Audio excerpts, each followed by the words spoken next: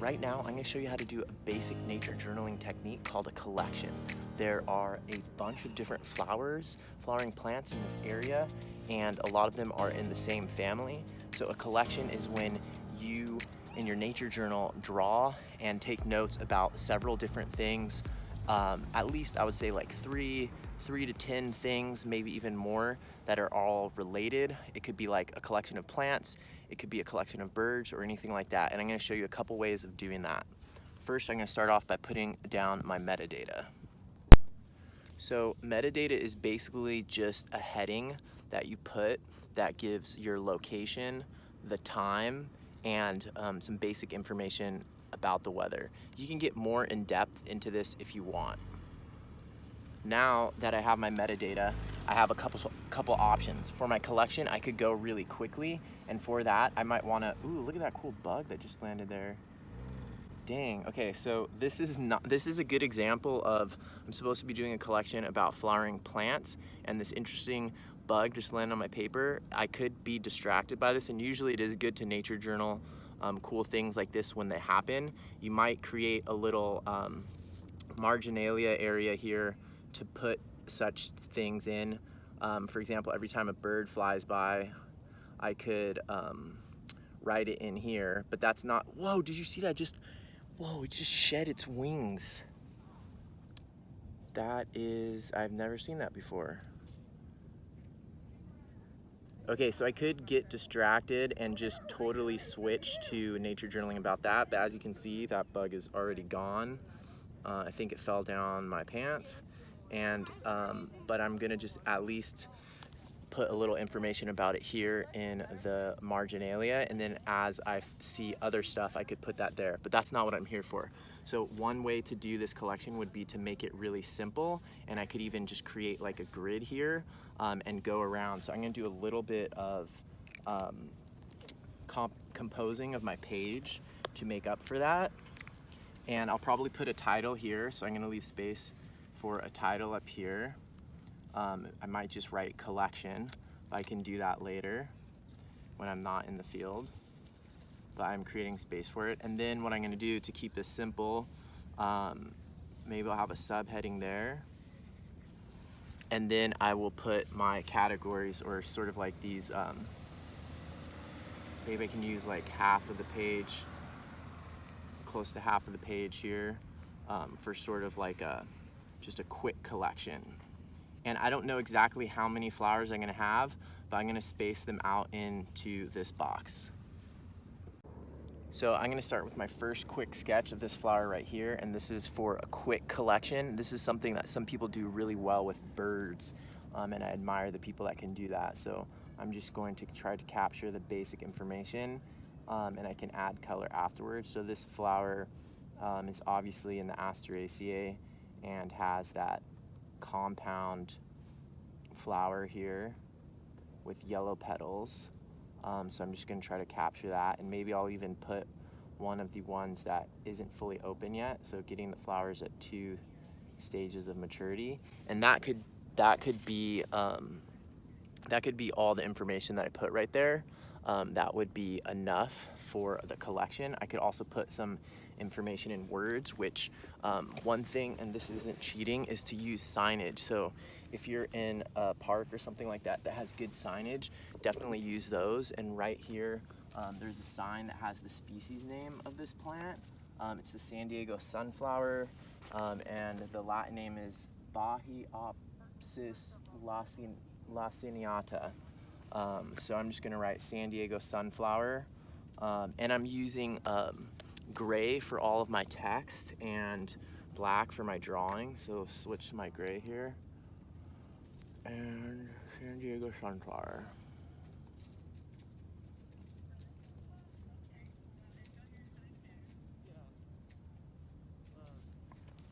Okay, so that is the first one in my collection. Now I'm gonna go find the next one that I wanna do. So let's see here.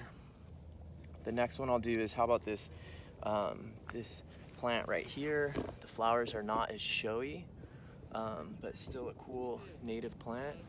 I think you can see it here pretty well.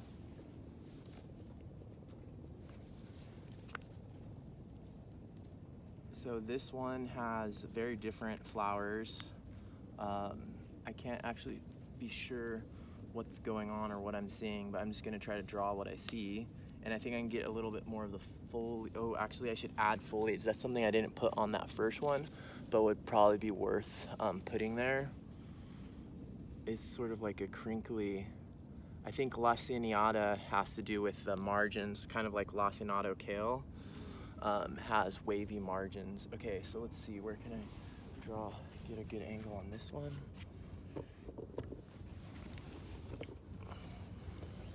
There's also a lot of cool pollinators here, but I'm gonna try not to get distracted by those quite yet.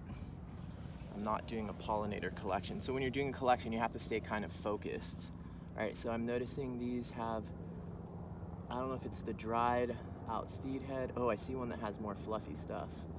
This has a black center, and some of these just have, I think these are called akene.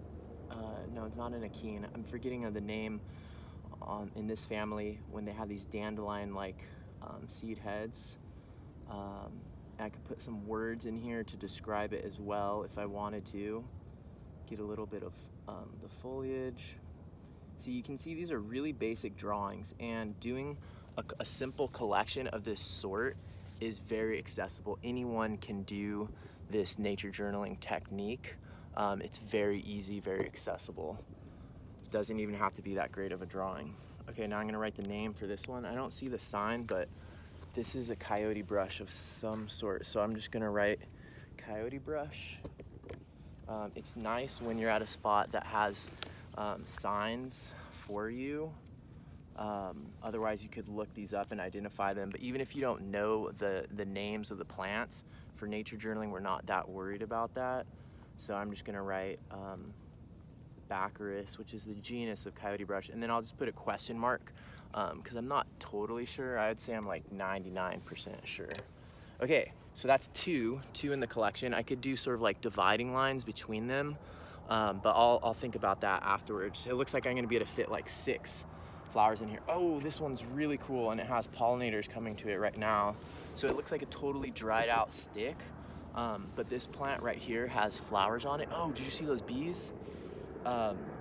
Super cool. I saw this in a recent video that I made, how to nature journal where you grew up, and I thought it was a non-native, but check this out.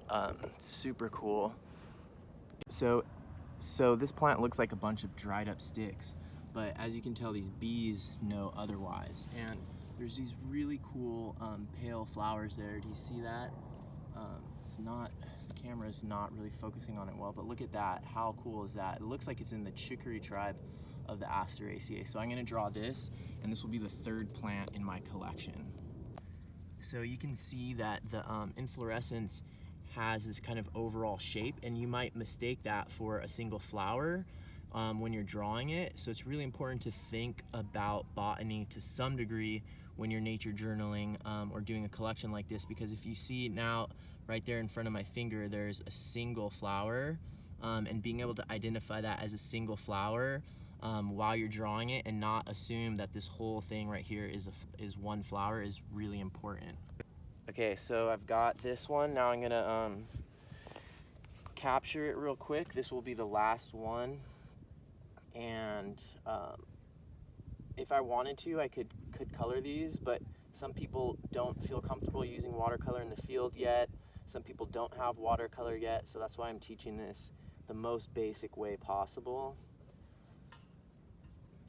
And I noticed there's almost like these little leaf things coming off the bottom here.